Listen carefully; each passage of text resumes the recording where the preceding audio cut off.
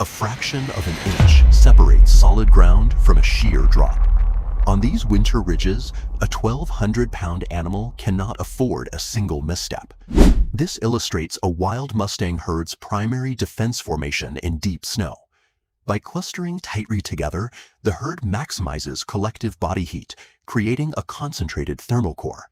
Simultaneously, sentries maintain a 360-degree line of sight, neutralizing sudden approaches from predators.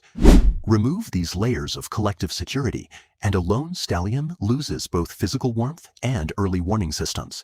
An isolated animal carrying that much mass becomes highly vulnerable in deep snow.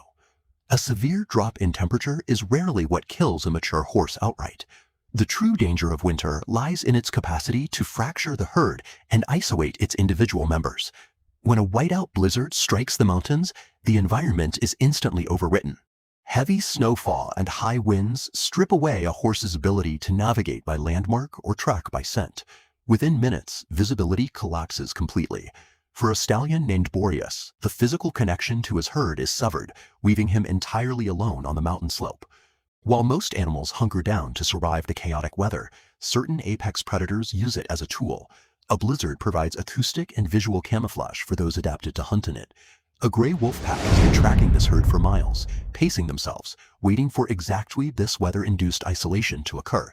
Boreas is blind to his surroundings, stripped of his sensory network, and cornered by specialized hunters who have sprung a meticulously timed trap.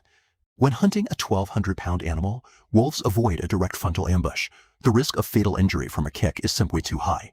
Instead, they rely on a strategy of psychological and physical pacing. This chart compares caloric expenditure in deep snow. The galloping horse burns energy at a rapidly accelerating rate, while a wolf pack maintains a highly efficient trot. The heavier the prey, the more certain the mathematics become, leading to exhaustion and a total collapse. As the pack closes in, Boreas breaks into a full gallop through the powder, acting exactly as a cornered prey animal is expected to act. But his direction defies typical equine behavior. A fleeing horse usually seeks the open space of a valley to maximize distance. Boreas instead drives himself directly toward a steep, heavily enclosed mountain canyon. Pushing the massive frame into treacherous rising terrain accelerates caloric drain. Driving himself into a dead-end canyon represents a fatal miscalculation that guarantees the wolf's mathematical victory. The chase halts as the surface beneath the snow gives way. Boreas fractures a hidden layer of ice, dropping into a rushing, sub-freezing creek.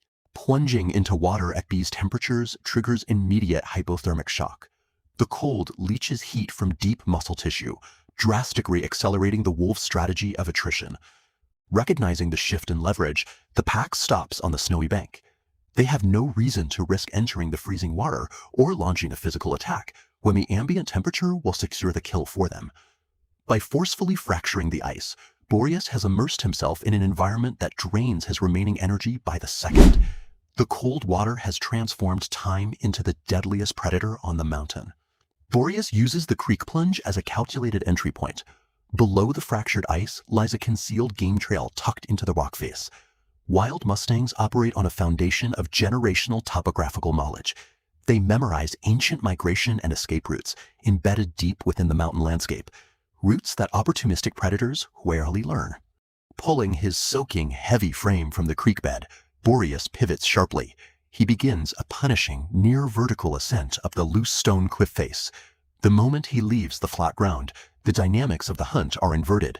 The wolf's horizontal endurance is immediately neutralized by the sheer verticality and instability of the rock. The climb brings Boreas to a razor-thin summit ridge. The wind is punishing, and the terrain offers mere inches of footing before a sheer, lethal drop on either side. This cross-section of the cliff ridge illustrates why a coordinated park attack is physically impossible here. The strict lack of horizontal space prevents the wolves from securing the necessary attack angles to flank or surround their target. The pack leader halts at the base of the ridge.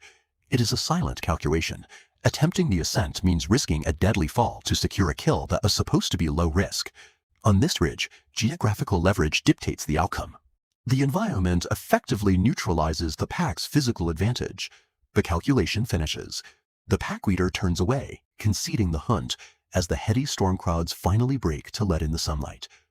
Navigating his way down the opposite slope, Boreas spots familiar silhouettes against the snow. He rejoins his herd, sliding back into the protective structure of their shared biological fortress. Boreas survived because he leveraged topographical instinct to outblast the pack. In these mountains, persistent movement often outweighs raw physical aggression. Boreas has survived 72 hours of mountain isolation, but as the snow melts and spring arrives, new foals will take their first steps, triggering a shift in the predatory calculus. Click the next video to see how the herd defends its youngest against an entirely new threat.